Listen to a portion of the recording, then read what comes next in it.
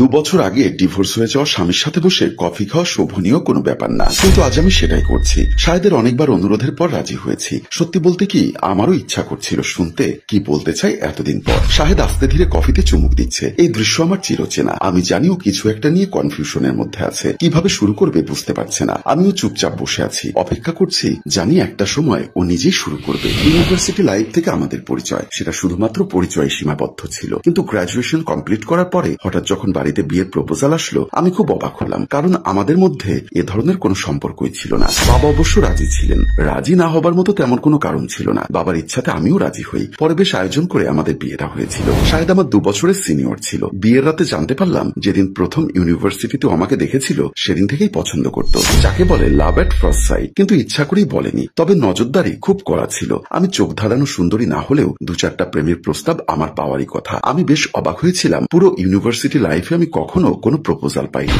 বিয়ের রাতে বুঝতে পেরেছিলাম কেন পাইনি। আমি তো সবাইকে বলে রেখেছিলাম তুমি আমার, তাই কেউ সাহস করেনি। জানোই তো, একটু একটু রাজনীতি করি, সবাই চেনে আমাকে। আজকে বসে যে তোমাকে আরো সুন্দর লাগছে, তুমি খুশি তো? বাবা ছোটবেলা থেকে অনেক কষ্টে আমাকে মানুষ করেছেন, তাই বাবার ইচ্ছাতে বিয়ে করেছি। আর বাবার খুশিতে আমিও খুশি। শাহেদ হাত চেপে ধরে, তারপর আমাদের দাম্পত্য জীবন শুরু হয়। আমার ভাবনা ভাঙে যখন শাহেদ কফির কাপটা রেখে বলল, আমার ভুল হয়ে গেছে অবন্তী, তোমাকে ছেড়ে দিয়ে আমি অনেক বড় ভুল করেছি। আমাকে মাফ করে দাও, প্লিজ আমার কাছে ফিরে এসো। আমি সরাসরি শাহেদের চোখের দিকে তাকালাম। ও আমার চোখের দিকে তাকিয়ে থাকতে পারলো না, চোখ নামিয়ে নিল। আমার সেদিনের কথা মনে পড়ল। প্রথমবার কনসিভ করেছি খবরটা ডাক্তারের মুখে শুনেই যখন ফোনে শাহেদকে জানালাম, ও অনেকটা নিস্পৃহ কণ্ঠে বলল, ও আচ্ছা ভালো, বলে ফোনটা কেটে দিয়েছিল। আমি কিছুটা বিস্মিত আর অবাক হয়ে গেছিলাম। পরে ভাবলাম হয়তো ব্যস্ত, তাই কথা বলল না বেশি। বাড়ি ফিরে এলাম। থমথমে পরিবেশ, কিছুই বুঝলাম না। শাহেদ তখন চাকরির সুবাদে ঢাকায় থাকতো। আমার শাশুড়ি মাকে বিষয়টা বলতে যাব, ঠিক তখনই উনি থামিয়ে দিয়ে বললেন, শাহেদ আসুক, তারপর সব কথাবার্তা হবে। আমি অবাক হয়েছিলাম, কারণ শাহেদ সাধারণত শুক্রবার ছাড়া আসে না। উনি এমন ভাবে বললেন যেন শাহেদ আসছে সেটা উনি জানেন। শাহেদ আসার পর আমি ব্যস্ত হয়ে ওর গোসলের ব্যবস্থা করতে গেলাম। গরম পানি ছাড়াও গোসল করে না, কিন্তু ও এসে বলল, কথা আছে। আমাদের রুমে চলে গেল। শোনো অবন্তী, তুমি এখানে জব করো বলে আমি তোমাকে আমার সাথে নিয়ে যাইনি। তার মানে এই না যে তুমি যা ইচ্ছা তাই করবে। আমি কিছুই বুঝতে না পেরে বললাম, আমি কি করেছি? তুমি খুব ভালো করে জানো তুমি কি করেছো। মা সব সময় আমাকে তোমার সমস্ত ডিটেলস দেয়। তুমি কখন অফিসে যাও, কখন অফিস থেকে আসো, কে তোমাকে নামিয়ে দিয়ে যায়, সবকিছু। এখন তো আবার তুমি রীতিমতো অফিস পার্টিতে পর্যন্ত জয়েন করো। আর তুমি যে বলছো তুমি কনসেপ্ট করেছো, এই বাচ্চার বাবা যে আমি, তার কোনো গ্যারান্টি আছে? অস্বীকার করতে পারবে দুরাত তুমি বাসায় ছিলে না? আমি তো তোমাকে বলেই গেছিলাম আমার বান্ধবী রুমকির বিয়ে ছিল। তোমাকে তো আমি অনেক ছবিও পাঠিয়েছি। এখন এসব উল্টাপাল্টা কি বলছো? আমি প্রায় কাঁদতে কাঁদতে কথাগুলো বললাম। যা বলছি ঠিকই বলছি। এই বাচ্চার বাবা আমি না। বরং সংসার করতে চাও, তবে বাচ্চা নষ্ট করে চাকরি ছেড়ে আমার সাথে চলে এসো। রান্না বান্না করবে, সংসার করবে, মাকেও সাথে করে নিয়ে যাব। আমার তখন বুঝতে বাকি ছিল না, ভেতরে সমস্ত কলকাঠি আমার শাশুড়ি নেড়েছেন। প্রতিদিন একটু একটু করে বিষ ছেলের কানে ঢেলেছেন। কিন্তু প্রশ্ন একটাই ছিল, কেন?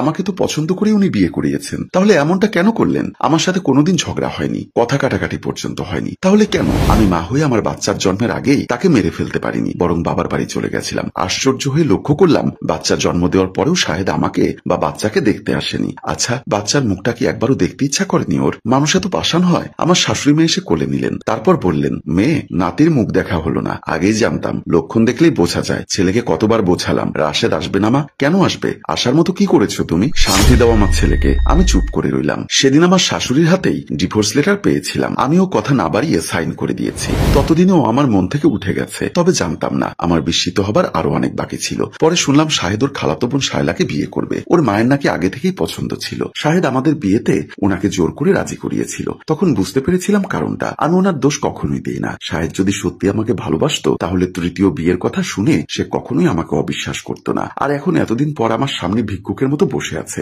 আমার খানিকটা দয়া হলো নাকি মায়া, কেমন যেন মিশ্র একটা অনুভূতি। তুমি কিছু বলবে না অবন্তী? কফির কাপে চুমুক দিয়ে বললাম, শায়লা কেমন আছে? ওর সাথে আমার ডিভোর্স হয়ে গেছে। শাহেদ মুখ গম্ভীর করে বলল, কেন? ও তো চাকরি করে না। পেটে বাচ্চা এলেও নিশ্চয়ই তোমারই হবে। মনের রাগ কিছুটা বের হয়ে এলো। প্লিজ অবন্তী, এভাবে বলো না। মা আমাকে সব বলেছে, তোমার কোনো দোষ ছিল না। তোমার মা বলেছে? আমি খানিকটা বিস্মিত হয়ে বললাম, হ্যাঁ। শায়লা কখনোই মাকে নিজের মায়ের মতো করে দেখতে পারেনি। নিজের আপন খালা হওয়া সত্ত্বেও বারবার বৃদ্ধাশ্রমে দিয়ে দেওয়ার কথা বলছিল।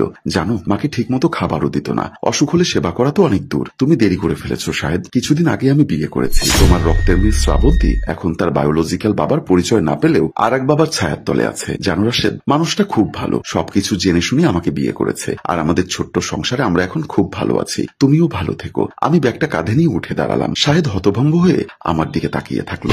বের হবার সময় আর চোখে চোখে দেখলাম মাথা নিচু করে আছে। আমি কি ভুল দেখলাম? চোখ থেকে কি এক ফোঁটা পানি টেবিলের উপর গড়িয়ে পড়লো? আমি এগিয়ে এলাম, খানিকটা দূর থেকে তাকিয়ে দেখি শাহেদ এখনো কাঁদছে। হয়তো ভুল বুঝতে পেরেছে। না, আমি বিয়ে করিনি শাহেদ, শুধু কাল্পনিক একটা চরিত্র, যার মাধ্যমে শাহেদকে আমি একটু হলেও বোঝাতে পেরেছি চাইলেই সবকিছু পাওয়া যায় না। মূল্যবান কোনো কিছুর কদর তা থাকতেই করতে হয়, একবার হারিয়ে গেলে তা খুঁজে পাওয়া ভীষণ মুশকিল। তবে আমি অপেক্ষা করছি, কল্পনা রাশেদের মতো কেউ একজন অবশ্যই আসবে, আমার শ্রাবন্তী তাকে বাবা বলে ডাকবে। সম্মানিত ভিউয়ার্স, গল্পটির ভাবনা ও পরিচালনায় অভি, ক্যামেরায় রানা বৈরাগী এবং প্রযোজনায় মঞ্জুর মোর্শেদ। ধন্যবাদ।